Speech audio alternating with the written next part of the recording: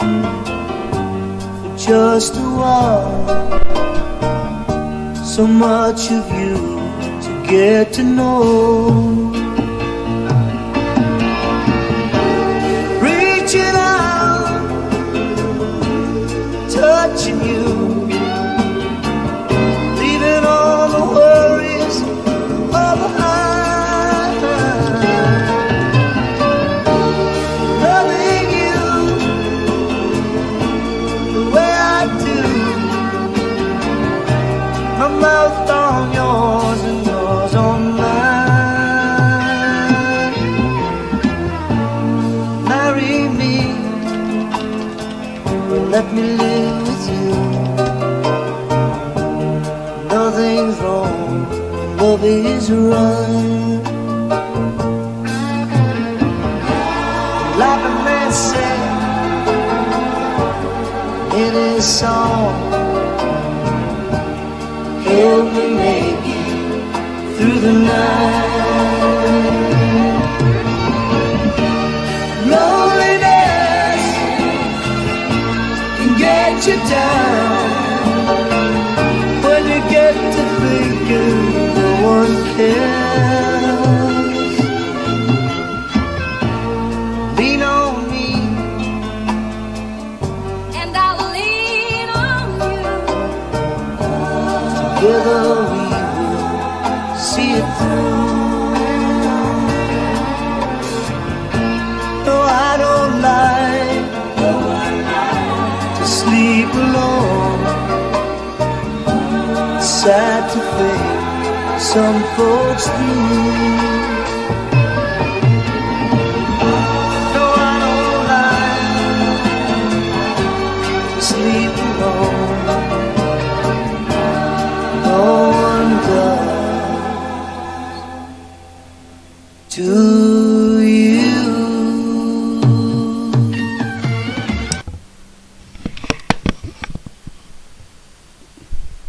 자, 여러분 안녕하세요.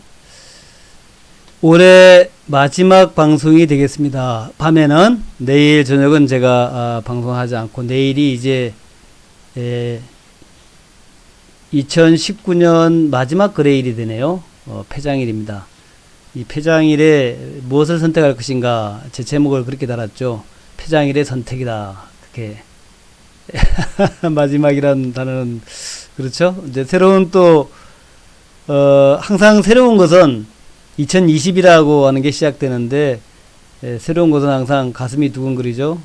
2020년 또 2020 하니까 숫자가 좀 멋있기도 하고 우리가 2002 올림픽 할 때 2002가 기억이 납니다. 2002 2020도 꽤 좀 의미 있는 해가 될 것 같다 생각이 들고 또 하여튼 지난 10년 동안 사실은 2009년도에 그 뉴욕의 금융위기 그 금융위기를 벗어나기 위해서 몸부림쳤던 그런 10년이 아니었을까 그렇게 생각합니다. 그런데 그 과정에서 미국 증시는 많이 올랐고 한국 증시는 그냥 그대로였죠. 근데 이머징 마켓이 대부분 다 이렇게 크게 오르지 못하는 근데 그 중에서 일부 자원부국들은 또 초창기에 좀 올랐다가 그 다음엔 뭐 별로 없다가 이렇게 이제 여러 개의 참 반복된 흐름이었는데 그 중에서 중국과 한국 같은 이머징 국가들은 별로 경기도 신통치가 않았고 증시도 그렇게 크게 오른 게 없었던 그런 이제 10년이었다 생각이 되고 지금 2020년대에 대한 기대감은 상당히 큽니다. 제가 신루타 종목의 비밀을 얘기할 때 그 얘기를 많이 강조했죠. 10년 단위의 그 추세들, 흐름들, 이런 걸 많이 말씀드렸는데, 마디마디가 10년 단위로 마디마디가 만들어지더라 하는 거예요. 그게 10년이라는 것이 그냥 우리가 생각하기에 무슨 꼭 10년마다 뭐가 만들어질까 이런 생각을 합니다만은, 근데 이제 그것이 하나의 제가 뭐 우주의 섭니다 이런 식으로 이제 말씀을 드렸죠. 왜 1부터 10으로 마디를 나누었고, 1부터 5로 마디를 나누었고, 이게 이제 하나의 그런 것들이 그 숫자의 개념 자체가 우주의 개념이다라는 거죠. 우주의 그 형성 원리랑 비슷하다라는 거죠. 또 거기에 인간이 속해 있기 때문에 그 어떤 그 틀을 갖다 벗어날 수 없다. 그죠? 그래서 10년 단위로 주식장도 쭉 긴 시간들을 보게 되면 이제 10년마다 이렇게 단위로 끊어져서 가는 그런 이제 흐름이 나타났다는 거예요. 그래서 1980년대, 또 1990년대, 또 2000년대 다 특징이 있습니다. 1990년대는 미국 증시나 미국 경제가 좋았고, 아시아가 고통을 많이 겪었죠. 또 2000년도에는 아시아의 시대였죠. 중국의 시대였고, 그 2000년 시대에 우리나라도 굉장히 많이 급성장을 했고, 증시도 그때는, 더블이 났죠. 더블이 아니라 4배가 올랐습니다. 4배가. 2000년대에 4배가 올랐고, 2010년대에는 그냥 뭐 이렇게, 10년 동안 그냥 그 자리 2000포인트에서 벗어나지 못하고 계속 헤매다가 이제 2020년대가 오는 거예요. 이렇게 오는 겁니다. 2020년대가 오는데, 그 2000년대는 그 중국과 아시아 이머징 경제 부흥기 그런 거였고, 2010년대에는 그러니까 2000년대는 주식시장이 상당히 좋았고 부동산도 뭐 괜찮았습니다. 2000년도는. 그러니까 재테크가 아주 좋았던 시대였고, 2010년대는 초반에 2009년도에 이제 폭망했다가 2010년도에 좀 회복이 됐다가 흘러 갔는데, 부동산 시장은 저금리 때문에 어느 정도 이제 회복이 됐는데 주식시장은 별 볼일 없었죠. 그래서 2010년대는 역시 부동산 불패, 주식은 필패, 요런 이제 그 어떤 개념이 생겼던 게 2010년대고, 2020년대는 그래서 2000년대의 반복이 아닐까 하는 생각을 또 해봅니다. 그래서 왜냐하면 이제 1980년대가 아시다시피 주식 대부흥기였죠.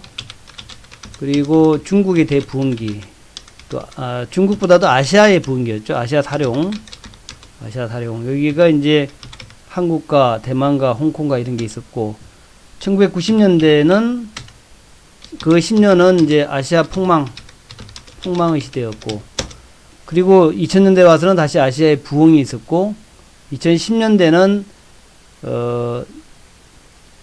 미국이 안 좋았지만 미국이 다시 살아나고, 유럽은 그렇게 크게 살아나지 못하고 그런 시대였고, 아시아는 뭐 별볼 없었고, 그래서 2020년대는 아시아도 살아나고 아시아의 주식시장도 좀 살아나는 그런 시대가 되지 않을까 그렇게 생각을 합니다. 그래서 제가 이제 여러분한테 쭉 말씀드렸던 부분이 이제 2013년부터 2015년대 이때 이제 제가 아파트를 사라고 이제 그렇게 많이 말씀드렸죠. 아파트를 사라. 그때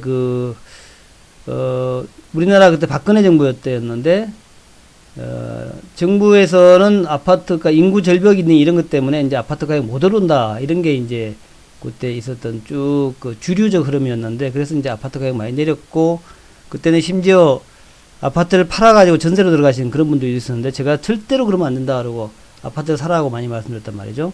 그리고 이제 한 5년 동안 많이 올랐어요, 아파트 가격이.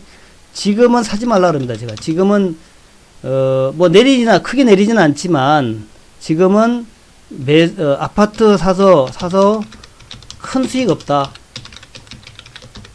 네, 뭐 막차 개념과 뭐 비슷한, 뭐 완전 막차는 아니지만 지금 사가지고는 뭐 크게 수익은 없을 것이다. 그래서 저는 부동산 펀드도 지금은 반대합니다. 부동산 펀드도 2020년부터는 부동산 펀드도 재미없을 것이다, 그렇게 얘기하고 있어요. 그러니까 크게 수익을 못 낸다.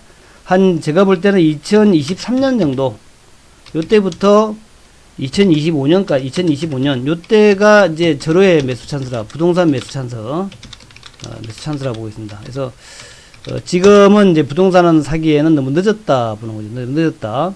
그래서, 38강대, 기억하고 계시네요. 3년에 사서 8년에 팔아라. 지금은 아니라고. 그리고 이번에는 부동산이 또 2020년대에는, 크게 수익을 못 줄 수 있습니다. 그래서, 부동산이 뭐 크게 내리지는 않을 거예요. 점진적으로 올라가는데, 2010년대만큼 그렇게 대박은 아닐 것이다 보는 거예요.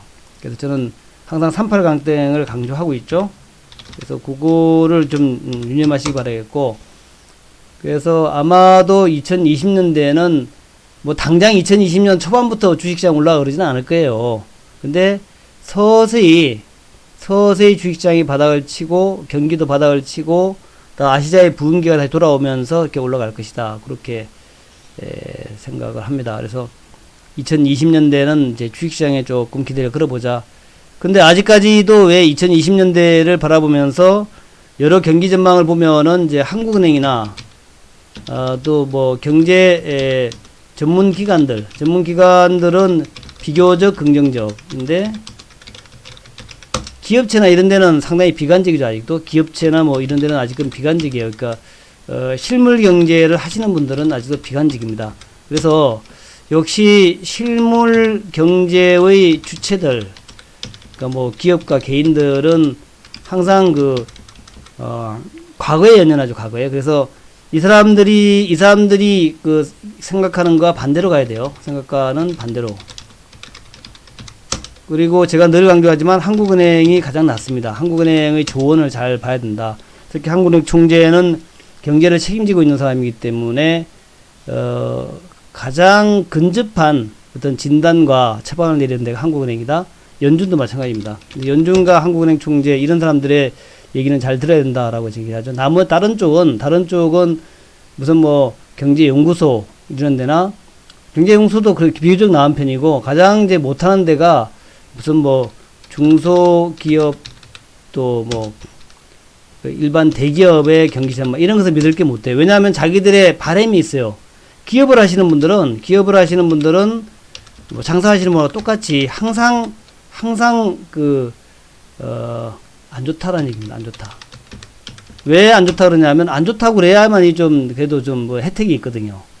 기업 하시는 분이나 장사하시는 분이나 장사 안 돼. 아유 죽겠어. 이렇게 얘기해야 그래야 뭐가 좀 얻는 혜택이 있죠. 뭐 절세를 해준다든가 정부에서 뭐 지원을 해준다든가 뭐 이런 식으로 돈을 빌려간 사람이 빨리 갚으라는 얘기 안 하거나 이런 식이기 때문에 기업을 하시는 분들, 장사하시는 분들은 장사 잘 된다, 기업 잘 된다 이런 얘기 하는 적이 절대 없습니다. 그래서 그분들의 말보다는 한국은행 총재, 연준 총재, 또 뭐 연구기관들 이런 데의 전망이 오히려 현실과 상당히 좀 가까이 있다 그렇게 보시면 될 거예요. 그래서 지금 현재 그 연준이라든가 한국은행의 전망은 어쨌든 올해보다 나아질 것이다. 올해보다는 좋을 것. 이렇게 전망을 합니다. 올해보다는 좋을 것. 또 아까 말씀드렸듯이 이머징이 개선될 것. 이렇게 얘기를 하거든요. 그것이 이제 현재 가장 이제 중요한 전망들이에요. 그래서 그렇게 보시면 될 것 같고. 경협주, 바로 말씀드릴게요. 그래서 이제 전체 경제적으로는 그렇게 된다라고 보시면 아마, 틀림이 없을 겁니다. 그래서 제가 리포트 하나 보여드리면 좋은데, 또 보여드리면 또 시간이 많이 걸리니까, 리포트에서 아주 중요하게 인상 깊게 다가서는 리포트가, 20년 전의, 지금과 비슷할 것이다. 그 얘기고, 20년 전에 지금이면 2000년이죠, 2000년에 이제 IT 버블 붕괴되고 새로운 이제 흐름들이 나왔던 그 흐름하고 아마 이번 10년이 비슷할 것이다. 그렇게 이제 보는 거예요. 2000년대가 그때가 김대중 정권의 김대중 정권의 말년인가? 김대중 대통령이 1998년에 집권을 해가지고 아마 2003년까지 있었죠. 2003년까지. 그때 기억이 잘 나실 거예요. 그리고 2004년부터 아마 맞나? 2004년부터 4, 5, 6, 7, 8 2008년까지가 아마 노무현 정부였던 것 같은데 2004년부터 2008년 노무현 정부 때가 지수가 한 4배 정도 올랐어요. 4배 정도. 지수가 노무현 정부 때 요때 지수가 4배, 500포인트에서 2000포인트까지 갔죠? 500포인트에서. 근데 요때랑 거의 비슷한 경제 흐름 같아요, 지금이. 500포인트에서 2000포인트까지 4배가 올랐는데, 그때의 그 어떤 중국에서의 흐름들, 이런 거하고 지금하고 거의 비슷한 맥락. 그러니까 이제, 그래 보여요, 지금요. 그래서, 이번 10년 동안은 꽤 좀, 그때 2003년, 4년, 5년, 6년, 7년까지 가지고 2007년도까지 급등을 하고 2008년도까지 괜찮았잖아요. 그런 이제 흐름이 다시 나타나지 않을까 이렇게 생각합니다. 그게 이제 어떤 그 경제 흐름이죠, 그게. 경제 흐름. 그때도 이제 중국 경기가 이제 본격 살아나기 시작한 그런 이제 시점이었단 말이죠, 중국 경기. 우리나라는 중국 경기에 굉장히 영향을 많이 받아요. 근데 이번에도 지난 10년 동안 중국의 그 가장 큰 하도가, 디레버리징이었죠. 디레버리징. 그러니까 부채 감축이에요, 부채 감축. 초창기에는 이제 미국이 부채 감축을 했었고, 두 번째는 중국이 부채 감축을 했었단 말이죠. 그래서 이 중국의 부채 감축 때문에 계속 질적 성장을 강조했고, 이 질적 성장을 강조하면서, 소위 뭐 8% 성장도 깨지고, 그 다음에 이제 작년도에는 6% 성장을 겨우 턱걸이 했다 그러고, 내년도엔 6%도 어렵다라고 얘기하잖아요. 그러니까 질적 성장을 강조하면서 디레버리징에 지금 거의 성공했다라는 평가를 받고 있습니다, 중국이. 그래서 중국이 이제는 디레버리징 완료와 이제는 뭘 하냐면 이제 신용 증가로 간다, 이제 신용 증가. 이게 부채가 통계 숫자로 보니까 20%대에서 1%대까지 내려왔다 그래요. 1%대까지. 그러니까 충분히, 그러니까 부채와 GDP의 관계, 부채와 GDP의 부채가 GDP에서 차지하는 비율이죠, 이게. 그걸 이제 신용과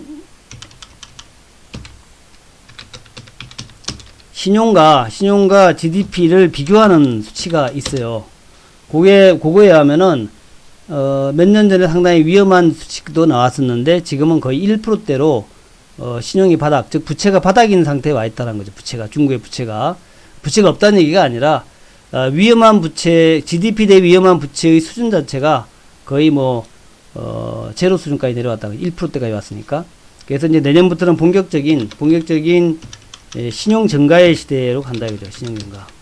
본격적 신용 증가. 그러니까 신용 증가라는 얘기는 이제 중국 그 은행들이 이제 그 신용을 갖다가 그러니까 부채를 갖다가 대출을 해준다는 얘기입니다. 쉽게 얘기하면 대출을 적극적으로 늘리는 정책으로 간다는 거죠. 이렇게 부채가 상당히 중요한데 결국 자본주의의 경제의 사이클, 자본주의 경제 사이클은 부채 사이클이란 말이죠. 부채 사이클. 얼마나 부채를 늘리느냐, 줄이느냐에 따라 가지고 경제가 좋아졌다 나빠졌다 하는 거 아닙니까? 돈이 늘어나니까. 내년부터는 이제 중국 정부에서도 본격적인 부채 늘리기로 들어간다 하는 거고, 정부에서 사실 중국 정부에서 그렇게 얘기하고 있어요, 지금. 내년부터는 이제 신용 딜레버리징이 끝났고, 올해까지 끝났고, 내년부터 늘리겠다는 거고, 그 영향을 한국이나 주변국이 가장 많이 받을 건데, 특히 이제 한국이 많이 받을 것이다. 중국의 경제 부흥에 따라 가지고 한국의 여러 이제 산업들, 또 한국의 경제가, 우리나라 이제 우리나라 수출의 제1 수출국이 중국이죠. 1위가 중국이고, 그 다음에 2위가 미국이에요. 2위가 미국인데, 중국이 미국보다 배 정도 많습니다. 정확하게 모르겠는데 20몇 프로, 미국은 10몇 프로예요. 20%대 초반, 미국은 10%대 초반이란 말이죠. 그러니까 우리나라는 중국 그 경제 의존도가 절대적이야, 지금. 그래서 중국이 좋아지면 한국은 자연스럽게 좋아진다.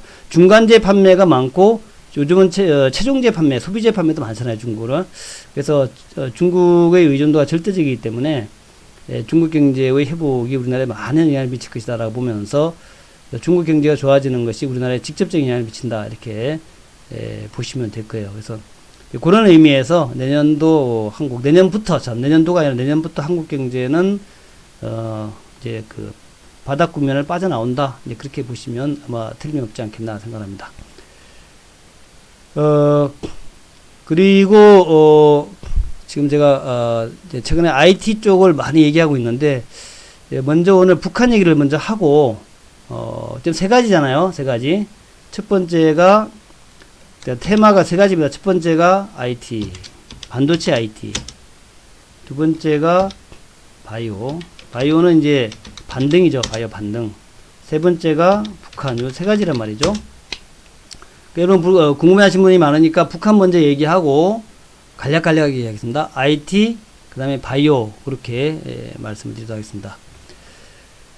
그리고 사실 이제 12월 달에 가장 큰 특징은 뭐였냐면은, 12월의 특징은 뭐였죠? 개별주의 하락이었죠. 이 개별주의 하락은 뭐였냐면 양도세 회피성 매도, 요게 아주 가장 큰 특징이었다고 말이에요. 양도성 회피성 매도.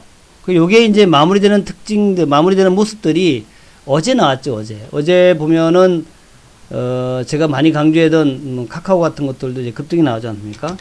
카카오도 사실은 올해 주가가 많이 올랐던, 카카오 네이버 올해 주가 많이 올랐던 그런 이제 종목이었고, 사실은 이제 카카오나 네이버는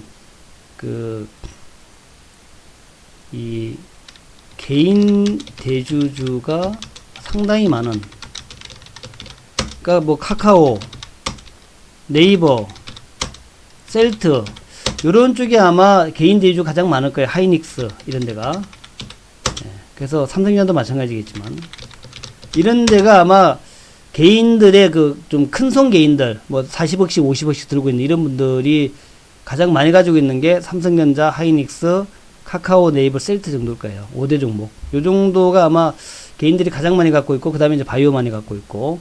그래서 카카오도 제가 여러분한테 이거 많이 강조했던 종목이잖아요. 근데 요것이, 결국, 어제 급등했던 이유는 딱 한 가지란 얘기죠. 급등했던 이유는 이제 개인 양도성 매도가 다 나왔다. 그렇게 보는 거예요. 그러니까 이제 외국인들이 적극적으로 다시 매수하기 시작하죠. 지금 뭐 그전에도 물론 외국인들 매수 많이 했습니다만은 기관은 좀 매도하다가 다시 이제 매수로 확 돌아서고 있죠. 그러니까 외국인이 13만 주를 매수하면서 30%까지 올랐는데, 제가 이제 요거 카카오의 외국인 비중이 60%까지 올라갈 것이다 그렇게 얘기하는 거예요. 60%까지. 그래서 꾸준하게 카카오는 이제 물론 이제 흔들리긴 하겠죠. 이번에 12월 달에 내려온 것처럼 어떤 이슈가 있을 때, 뭐 양도세 이슈나 이런 게 있을 때는 뭐 내려옵니다만은 결국 기업이 좋아진다는 펀더멘탈이 좋아지니까 주가는 펀더멘탈을 수렴하면서 가는 거 아니겠습니까? 주가는 뭐 기업의 실적 성적표, 기업의 실적 성적표의 반영 그 이상도 이하도 아니다 그러잖아요. 그러니까 삼성전자가 꾸준히 주가가 수년간에 걸쳐서 보면 올라가는 거와 마찬가지로 카카오나 네이버도 그렇게 될 수밖에 없을 것이다 이렇게 보는 것이고, 또 양도세 이슈 때문에 이제 12월 달에 11월 말부터 좀 주춤주춤 됐죠. 요때 이제 물론 다 아시겠지만 양도세 이슈가 나오기 시작한 게 11월 중순 아니겠습니까? 그때부터 이제 주춤거리다가 그 다음에 이제 쭉 좀 내려왔죠. 내려왔는데 많이 내려오진 않죠. 많이 내려오지 않고 결국 60일선에서 바로 반등 나오죠. 이거는 뭐 네이버도 마찬가지입니다. 네이버도 마찬가지로 이것도 뭐 마찬가지죠. 이것도 뭐 똑같이 거의 움직임이 비슷하지만 거의 움직임이 비슷하게 11월 중순부터 시작해서 이렇게 좀 매물 소화하다가 올라가죠. 근데 이제 네이버는 카카오의 특징이 다른 점이 네이버는 58%야. 외국인이 더 사기가 참 어려워요. 외국인이. 그쵸? 외국인이 더 사기가 참 어렵잖아. 60%까지 왔으니까. 네이버는 58%야. 그러면 네이버하고 카카오를 갖다가 이제 롱숏 한다면. 롱숏이라는 그 영화도 있습니다만은 네이버와 카카오를 롱숏 한다면 결국 네이버는 추가적으로 외국인 사기가 어려울 것 같다. 근데 카카오는 아직까지 비중이 30%밖에 안 되니까 많이 사지 않겠냐라는 거죠. 카카오는. 또 지금 이제 30%인데 지금 현재 30% 비중이잖아요. 이게 12월 27일. 그런데 1년 전에 가보면 1년 전에 한번 가볼까요? 1년 전에 가보면 24%야. 1년 전에 25%였다가 전체적으로 장이 어려웠잖아요. 1년 동안. 어려웠는데 카카오는 외국인이 1년 동안에 50% 비중을 늘렸다. 그러니까 2천만 주였는데 2천만 주에서 1년 동안에 2,600만 주니까 1년 동안 600만 주 산 거야. 장이 안 좋았는데. 1년 동안. 장이 안 좋아도 600만 주 샀단 말이죠. 그렇다면 만약 장이 좋아진다면 내년도에는 적어도 한 1,000만 주 정도 사지 않겠냐. 1,000만 주 정도. 장이 안 좋았던 2019년도에도 600만 주 샀으니까 장이 좋아지는 내년에는 적어도 1,000만 주 이상은 사지 않겠냐. 외국인들이 네이버는 살 수 없으니까 네이버는 60%니까 더 이상 어떻게 사겠어요? 안 파니까. 대주주들이 안 파니까. 그러면 이제 카카오를 적극적으로 매수하지 않겠냐 하는 거죠. 그래서 이런 종목들은 이제 여러분이 꼭 주목해서 보유, 매수, 좀 밀릴 때마다 매수. 그러니까 가격 불문하고 사야 돼. 그냥 카카오 같은 거는 가격 불문하고. 그 말의 의미를 잘 여러분 헤아리시기 바랍니다. 가격 불문하고 사라는 얘기는 어쨌든 올라간다는 겁니다.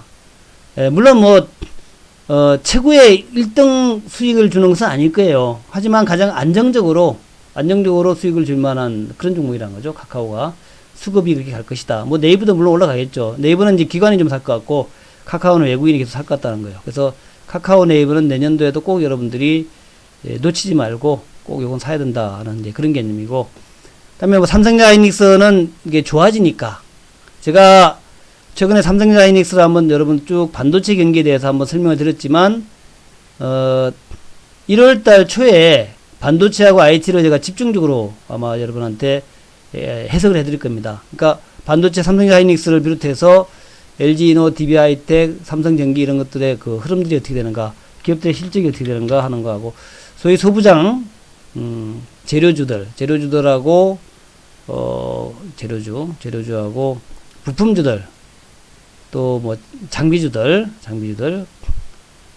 이오테크닉스부터 장비주들 이런 거 이제 그러니까 내년 1월 달에 집중적으로 제가 설명을 드리고 분석을 해드리겠는데, 삼성전자하고 하이닉스하고 삼성전기가 올라가면은 나머지 그 개별 부품 재료 부품 소재 다 같이 올라간다는 거. 재료나 소재랑 똑같네. 재료 부품 장비 똑같이 올라간다는 거. 근데 이제 올라가는 순서가 재료에서 부품에서 부품 장비로 간다는 거죠.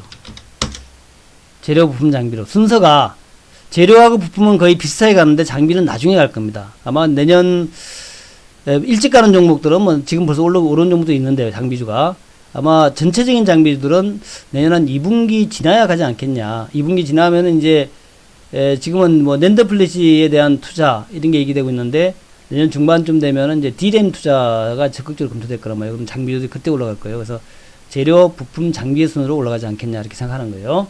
그래서 그렇게 보시면 되겠고, 그리고 지금 이제 변수가 중국 변수가 어찌 될지 몰라요. 중국이 갑자기 좋아질 수도 있고 또 인도 변수가 있거든요. 그와 관련해 가지고 화학주들, 그다음에 철강주들 이런 것들에 대한 흐름도 봐야 됩니다. 철강화학 조선 같은 거 그런 거의 흐름들도 봐야 돼요. 철강화학 조선 건설 이런 것들 그런 것들도 이제 슬슬 봐야 되죠. 제가 삼성 엔지니어링 여러분한테 8,000원 할 때 그때 그 기억나실지 모르겠지만 유상증자 6,000원대로 했죠. 6,000원대. 근데 적극적으로 받으라 그랬죠. 그때 300% 유상증자 할 때 무조건 받아라. 2만원 간다고. 2만원 간다고 그랬는데 그때 6,000원대 유상 받으신 분들 300% 받으신 분들 지금 세 더블 났잖아요. 300% 거의 세 더블 났잖아요. 세 더블. 그죠? 6,000원에 받으니까 368이니까 세 더블 나왔으면은 이런 투자는 없는 거예요. 제가 이제 여러분한테 삼성엔지 그때 꼭 받아라고 이제 아주 부탁을 드렸죠. 삼성엔지 8,000원 할 때, 그때 이제 유상자 6,000원 아마 800원이나 그랬던 것 같은데 기억이. 근데 그거 세 더블 났지 않습니까? 그런 거와 마찬가지로, 어떤 종목에 대해서 좀 깊이 있게 연구하는 게 필요해요. 깊이 있게. 자, 이제 제가 대북주도 좀 깊이 있게 연구하죠. 여러분한테 깊이 있게. 그러다 보니까 저를 이제 대북주의 시주세다 이렇게 얘기를 하죠. 시주세. 그래서 대북주를 가장 깊게 연구하고, 그리고 이제 그 작년도까지는 참 좋았고, 올해 초까지를 말하더라도 참 거의 한 1년 이상, 1년 한 반 동안 그 계속 박수를 받다가 김정은이가 하노이에서 이제 트럼프가 그 노딜을 하면서 그때부터 이제 팍 깨져가지고 또 인천유 욕하시는 분들 많이 있을 거예요. 대북주. 근데 하여튼 대북주도 제가 깊이 있게 연구합니다. 여러분 다 아시다시피 깊이 있게. 뭐든지 하여튼 주식이라고 하는 것은 깊게 들어가야 돼. 물에 들어갈 때도 좀 깊게 밑에까지 들어가 봐야 바닥에 뭐가 있는지 알아. 바닥에 뭐가 있는지 물의 바닥이 어떻게 생겼는지 알아요. 저를 시조세라고 부르는 그런 이제 것이 인천유는 시조세다 하는 것이 인천유는 깊이 있게 하니까. 제가 뭐 여러분 기억나시는지 모르겠지만 지난주 목요일 날 제가 뭐 전원회의가 토요일에 있을 것이다. 그랬죠. 토요일 날. 전원회의가 토요일 날 있을 것이다. 그랬는데, 정말 토요일 날 있었죠. 국내 언론 그 어디에서도, 북한의 노동당 중앙위원회 전원회의가 토요일 날 있을 것이다. 라고 얘기한 데는 없어요. 근데 제가 여러분한테 아마도 토요일 날 있을 것이다. 그랬잖아요. 근데 정말 토요일 날 열렸죠. 그래서 어제하고 오늘 이틀 동안 아마 열리는 것 같습니다. 뭐 다음 주에도 열릴지 모르겠는데, 어쨌든 어제하고 오늘은 열린 것 같아요. 그리고 이제, 세부 내용은 아직 안 나왔습니다. 세부 내용은 아직 안 나왔는데 나중에 한번 뉴스 내용을 잠시 읽어보겠습니다만은 세부 내용은 안 나왔어.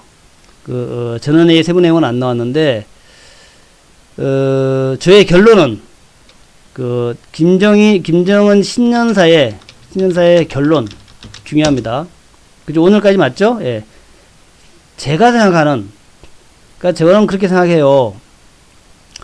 아까 제가 시조세란 말도 했지만 뭐 어떤 사안에 대해서 어떤 종목에 대해서 깊이 있게 보면 굉장히 집중해서 계속 보면은 뭔가 보여. 그걸 통찰력이라 그러죠. 우리가 통찰력이라 그러는데 틀릴 때도 있습니다. 물론 틀릴 때도 있는데 제가 작년 하노이 회담할 때도 베트남에 열릴 것이다라는 건 맞았죠. 베트남에 열릴 것이다라는 건 맞았는데 제가 그때 다낭이냐 하노이냐를 따지면서 저는 다낭에 베팅을 했다. 다낭일 것이다 그랬거든요. 다낭. 근데 하노이로 결론이 났죠. 저는 이제 다낭이라고 한 것은 그래도 김정은 트럼프가 만나는데 보안상 가장 좋은 데가 다낭 같다. 그래서 다낭으로 봤는데 근데 이제 역시 베트남의 수뇌부도 있고 여러 가지 여건들을 볼 때 또 김정은이가 다낭까지 가기에 너무 멀었나 봐요. 기차 타고 와가지고 가기가 또 이제 차를 뭐 가야 되니까. 그래서 이제 하노이로 아마 결정됐던 것 같습니다. 그때. 그래서 그거는 이제 틀렸어. 그때 베트남에 열릴 것이다까지 맞았는데 그 다음에 다낭이냐 하노이에서 제가 다낭을 찍었는데 하노이에서 열렸죠. 그건 틀렸는데 어쨌든 이렇게 이제 깊이 있게 연구하면은 뭐가 보입니다. 그래서 제가 지금까지 쭉 서치를 해서 추적을 한 결과 신년사는 이렇게 될 것 같아요. 그러니까 김정은의 북한의 방향성이죠. 북한의 방향성은 이렇게 될 것 같아요. 제가 볼 때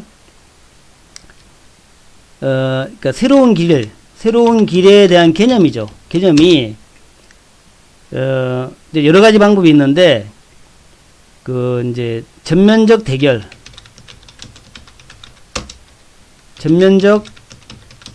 대화. 근데 저는 전면적 대결도 아니고 전면적 대화도 아닌 중간 단계가 될 거라고 봅니다. 중간 단계. 그러니까 대화를 열어놓고 대결 양상을 보이는 이런 의미가 될 것 같아요. 김정은의 신년사가.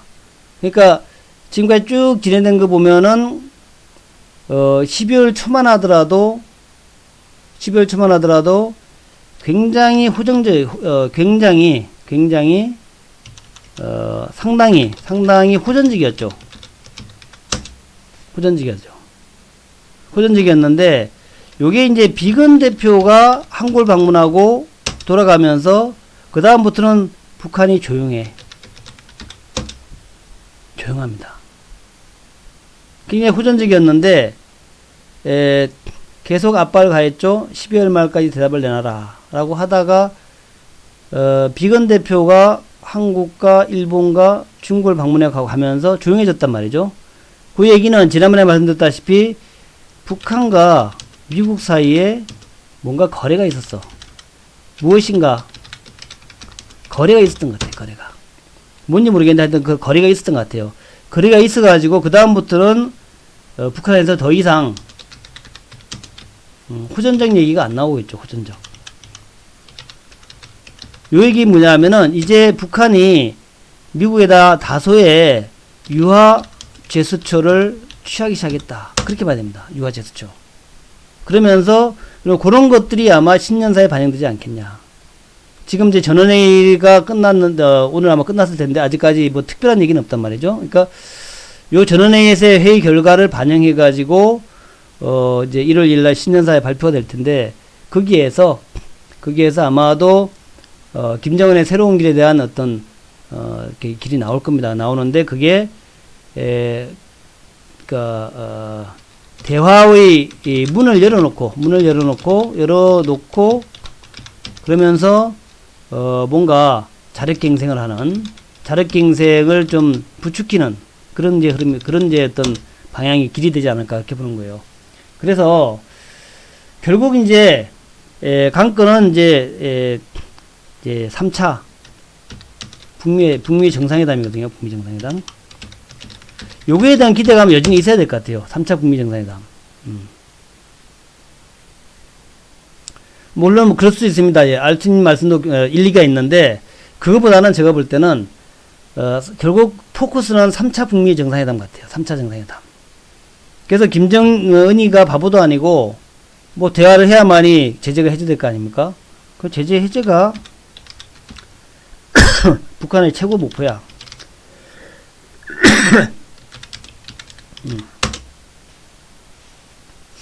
예. 그러니까 제재 해제가 최고의 목표란 말이죠. 제재 해제가. 그래서 신년사에서 무슨 뭐 정상회담을 제의하고 그러진 않을 거예요. 신년사에서. 근데 신년사에서는 좀 어떤 이제 선언적인 얘기만 하고 아마도 신년사가 끝나고 난 다음에 제가 보기에는 어쩌면 이제 탄핵 절차 있잖아요. 탄핵 절차가 마무리되고, 그 탄핵 절차가 상원에 지금 올라가는 게 언제인지 확실하지는 않습니다만 상원에서 탄핵 절차가 마무리되고 난 다음에 그때 바로 대화를 시작하지 않겠냐. 내가 아마도 비건 대표하고 지금 뭐죠? 최선희 또 얘를 가정입니다. 다 모든 게 다 가정이에요. 또 트럼프하고 김정은이가 만약에 친서 교환을 했다면, 저는 그렇게 생각합니다. 친서 교환을 했다면은 이렇게 했을 것 같아요. 네, 지금은 미국 국내 사정이 안 좋다. 예를 들면 나도 북한의 제재 해제를 해줘야 될 것 같다. 제재 해제를 원한다. 근데 지금 이제 탄핵 국면인데 탄핵 국면에서 내가 제재 해제를 바로 단행하게 되면 미국 내 민주당 반대파들이 엄청난 저항이라든가 하여튼 뭐 안 좋은 얘기를 막 내놓으면서 그래서 탄핵해야 된다 이렇게 얘기할 거라 이거지. 그래서 지금은 때가 안 좋으니까 그렇죠. 탄핵 끝날 때까지 기다려달라. 그대로 주면 그때 흐심 탄핵의 대화를 해서 북한이 원하는 것들을 상당부 수용하겠다. 미국도 사실 제재 해제를 해주고 핵을 갖다가 축소시키고 이걸 원하지. 둘 다 원하는 거 아닙니까? 그것은 북한도 뭐 제재 해제를 원하는 거고 미국은 역시 똑같이 한 방에 뭐 핵 없애는 게 말이 되겠어요. 그러니까 전진적인 핵 감축을 원하는데 지금은 타이밍이 너무 안 좋다. 탄핵 때문에. 상원 탄핵이 끝나는 시점, 끝나고 나면은 우리 적극적으로 대화를 하자. 요렇게 아마 합의되지 않았을까. 요 대목에서 여러분들은 인천여우의 통찰력을 다시 한번 믿어주셔야 됩니다. 인천여우의 통찰력. 논리가 그럴듯하잖아요. 그죠? 논리가. 제가 여러분한테 쭉 지금까지 계속 해왔는데, 그죠? 예. 이게 지금 쭉 진행되는 과정 자체가 우리가 뭐 뉴스로 나오고 그러진 않았지만 중간중간 나오는 얘기 보면은 그런 얘기 같아요. 그런 얘기. 그죠? 그런 얘기 같죠? 그러니까 이번에 문재인 대통령도 3차 정상회담을 또 얘기했단 말이죠. 3차 정상회담. 북한과 미국의 3차 정상회담 또 얘기했기 때문에 아마 그렇게 가지 않겠냐. 그러니까 이제 펠로시 하원 의장은 질질 끌 것 같은데 그렇게 되면 이제 역풍을 맞을 가능성이 높아요. 역풍. 역풍을 맞을 가능성이 높잖아요. 그래서 요거를 갖다가 이제 트럼프가 공격을 할 겁니다. 공화당이 공격을 할 거예요. 그러니까 우리가 옛날에 노무현 탄핵을 갖다 기억하시잖아요. 노무현 탄핵. 근데 노무현 탄핵도 사실은 탄핵을 할 만한 사안은 아니었단 말이죠. 예? 그죠? 노무현 탄핵을 했었는데 탄핵을 할 만한 사건은 아니었다고. 그게 뭐 대통령이 정치적 중립을 훼손했다 하는 거 가지고 탄핵이 됐기 때문에 그게 역풍이 된 거죠, 역풍. 그죠? 역풍이 된 거고, 이번에 마찬가지입니다. 제가 볼 때에 트럼프 탄핵은 사실은 할 만한 사안은 아니야. 트럼프를 무슨 잘못하긴 잘못했어. 그러니까 유죄는 유죄 같은데 그 제어의 강도가 너무 낮다. 이게 제어의 강도가 너무 약해. 유죄는 유죄 같은데 경범죄인데 이거 가지고 탄핵한다는 것은 이거는 그 민주당에 물이 써 이거지. 예. 그죠? 그래서 그게 역풍이 불 수가 있다고요. 그걸 또 민주당도 알고 있어. 그래서 적당히 타협하지 않겠냐. 적당히. 그래서 바로 대선 국면으로 넘어가려고 하지 않겠나 생각을 하는 겁니다. 잘못하면은 역풍이 불어가지고 민주당한테 불리할 수 있단 말이죠. 그거는 우리가 노무현 대통령 탄핵 때도 똑같았잖아요. 근데 탄핵할 만한 사안이 아니야. 대통령의 뭐 선거 중립이다 하는 건데, 그렇게 얘기할 수도 있는 거지. 대통령이, 자기네 당 사람들, 자기네 당이 이기길 바라지 그러면 타당이 이기길 바라나? 그게 대통령의 정치적 중립을 위반했다? 요거는 정말 그걸 가지고 탄핵할 감은 아니었단 말이죠. 그래서 아마도 민주당이 지금 미국에서 민주당이 역풍이 불 가능성이 있단 말이에요. 그런 면에서 제가 볼 때는, 그걸 민주당도 알고 있기 때문에 오래 가지는 않을 것이다. 그렇게 보는 거죠. 모르겠어요. 확실히 모르겠는데, 예, WSJ님이, 알 수 없는데, 현재로서는 이제 그런 그 분석이 대세예요. 그래서, 빠르면 1월 중순, 1월 뭐 한 15일, 16일 정도? 1월 한 16일 정도? 그 정도면 완료될 것 같고, 늦어도 2월 초까지는 완료될 것 같다는 거죠. 2월 초까지는. 상원으로 넘어가는 게, 2월 초까지는 될 것 같고, 그리고 상원에 넘어가가지고, 부결돼버리면, 그러니까 하원에 통과된 것은 민주당한테 득이 되지만, 상원에서 부결되면은 그것은 민주당한테 득이 아니란 말이죠. 그렇죠. 민주당한테는 실이잖아요. 그래서 아마도 이제 그것까지 계산하고 적당히 끝내려고 할 것 같아요. 적당히. 민주당에서 어느 정도 선에서 적당히 끝내려고 그럴 거란 말이죠. 그래서 끝나고 나면은 그때부터 이제 트럼프는 적극적으로 북한 카드를 꺼내야 될 것 같아요. 근데 그때까지는 아마 남북주로 지지부진할 수 있어요. 북한 카드 꺼내야 갖고 지지부진할 수 있는데 지금 이제 문재인 대통령의 얘기가 제 3차 북미 정상회담 3차 북미 정상회담을 꺼내들고 있으니까 그와 관련해 가지고 사건이 진행되는 과정을 좀 잘 봐야 될 것 같고, 그러니까 일단 1월 달에 신년사가 아마 제 예측에서 거의 벗어나지 않을 겁니다. 그러니까 대화와 대결을 동시에 하는 거죠.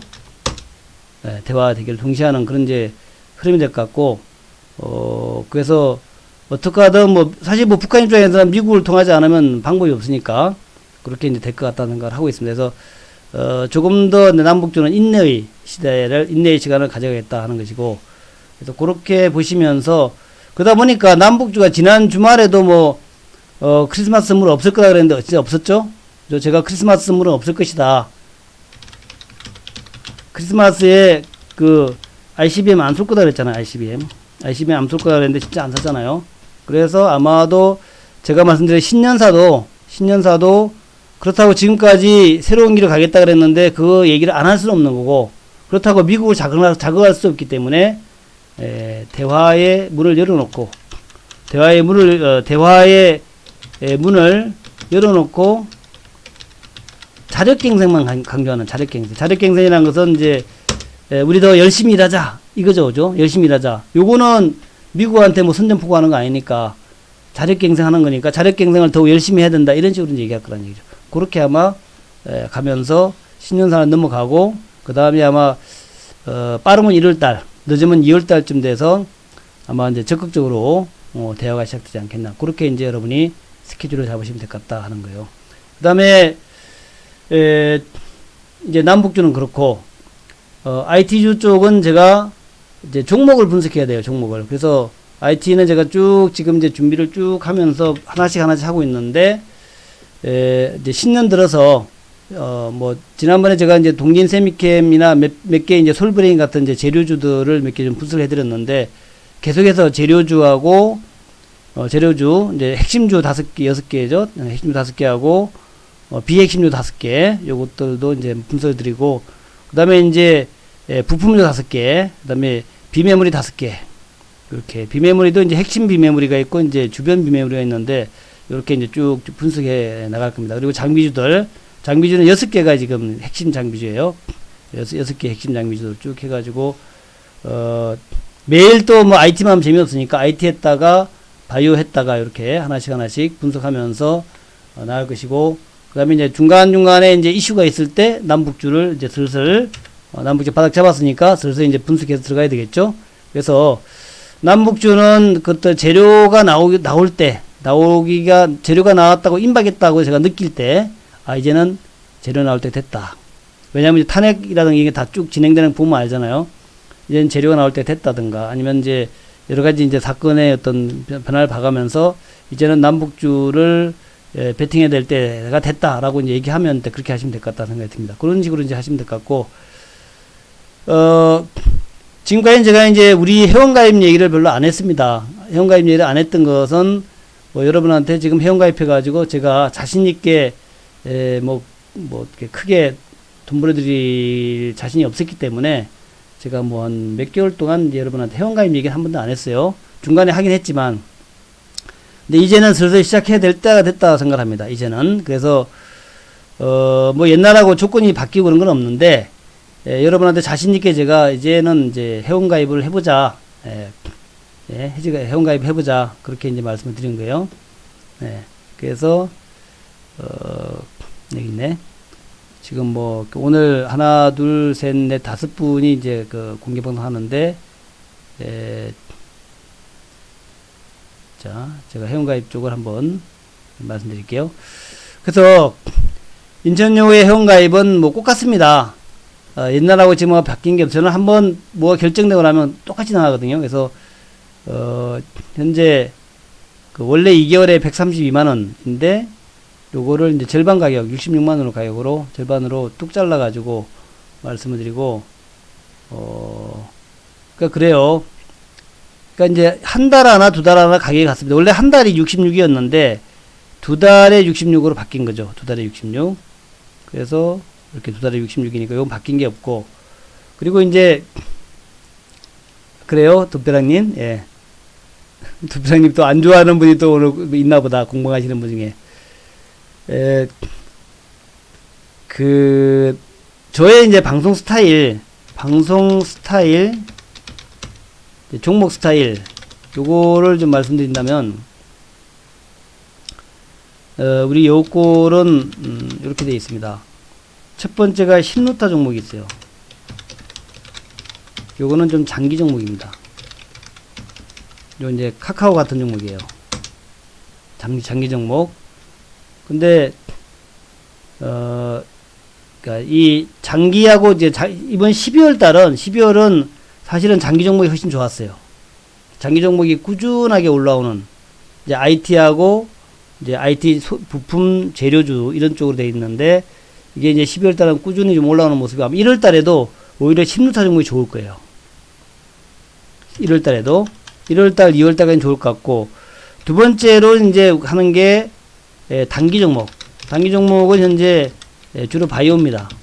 바이오인데, 바이오하고 재료주예요. 재료주인데, 요거는 이제 1월과 2월 달에 2월에 재료가 나오는 이런 종목을 중심으로 해서 단기 종목을 준비하고 하고 있고요.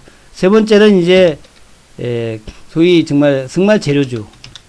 이 재료주는 예를 들면 이제 남북주 같은 거예요. 남북주 같은 건데, 이 남북주는 이제 주로 제가 이제 여러분들 그 남북주들 많이 갖고 있는 분 있잖아요. 이런 분들을 위해서 세심한 세심한보다 세밀한 베팅을 말씀드립니다. 세밀한 베팅. 그러니까 예를 들어서 남북주가 많이 빠졌는데 어느 쪽이 많이 빠졌다. 그런데 그 중에서 어떤 재료가 나올 것 같다. 그러면 이제 거기에 맞춰 제가 이제 남북주는 좀 세밀한 베팅을 말씀드립니다. 그러니까 지금 이 시점에서는 철도주에서 뭘 사는 게 낫겠다. 지금 이 시간에서는 이 시점에서는 금강산에 뭘 사는 게 낫겠다. 이런 식으로 그렇게 이제 말씀드려요. 그래서 세 가지로 하고 있다라는 거. 신루타 종목. 이거는 이제 10배 올라간다는 의미예요. 10배. 다음에 단기 매매. 단기 매매는 뭐 때로는 2박 3일. 길게는 이제 한 2, 3주 정도? 2, 3주 정도도 단기가 돼요. 2, 3주 정도. 그렇게까지 가는 경우도 있다는 거죠. 그리고 이제 재료주는 이제 스윙으로 조금 길게 그렇게 한다. 이렇게 생각하시면 될 것 같습니다. 그 1월달부터는 1월달 2020년도는 장이 예상보다 좋을 거예요. 여러분 생각했던 것보다 훨씬 좋을 겁니다. 그래서 여러분들도 이제는 좀 적극적으로 주식을 좀 해야겠다. 적극적으로. 이제는 이제 부동산 사이트 그만 보시고, 아직도 부동산을 뒤늦게 부동산 공부를 하시는 분 많아요. 제가 알고 있는데, 부동산은 이제 조금 덜 보고 천천히 이제 주식으로 좀 돌릴 그런 때 되었다. 이렇게 말씀을 드리겠습니다. 자, 그렇게 하시고, 뭐 가입에 관해서 문의가 있으십니까? 가입? 인천역 회원가입에 대해서 문의가 있으시면 문의해 주시면 제가 답변 드리고요. 없으시면은 마무리 들어갈게요. 자, 일단 음악 틀어놓고 마지막 음악 한번 들으면서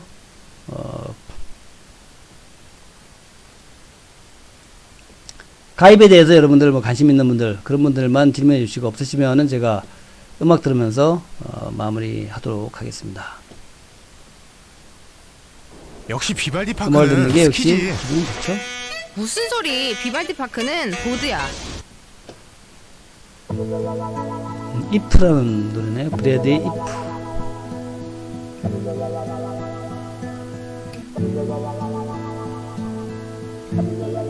화면도 멋있고. 그죠?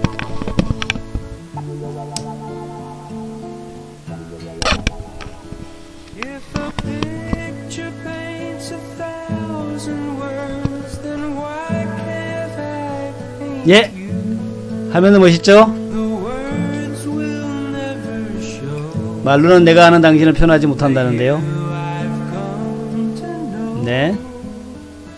If a face could launch 1,000 얼굴이 1000개의 배를 보낼 수 있다면 저는 어디로 가야 하죠? to go, 아주 뭐 시적인 표현입니다. there's no one home but you. You're all that's left me to. 2020년에는 19년보다 훨씬 좋은 장이 될 것이고, 2019년에 남북주로 많이 고생하셨는데 2020년대는 아마 풀려나가지 않겠나 생각합니다. 워낙 오래된 문제고 마지막 남아있는 냉전인데 이 냉전이 끝나겠죠?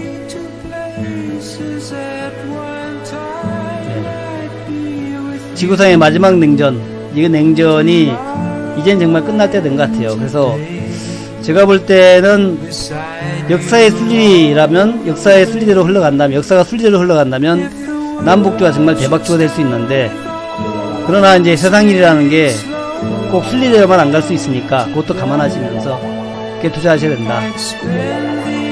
너무 한쪽에 너무 몰입하지 마시고요. 인천여고의 신루타 종목도 여러분들 많이 관심을 가지고 비중을 좀 늘려놓으시라. 여기에 신루타 종목. 그리고 때로는 단타도 좀 하시고, 그렇게 좀 폭을 가지고 여유있게 그렇게 매매하셨으면 좋겠다. Would simply fly away. 브래드의 if인데 오늘 내용들 다 if입니다. 만약 2019년보다도 2020년이 좋다면, 만약 그렇다면 우리는 떼돈을 벌 것이다. 그렇게 말씀드리면서 마무리하겠습니다.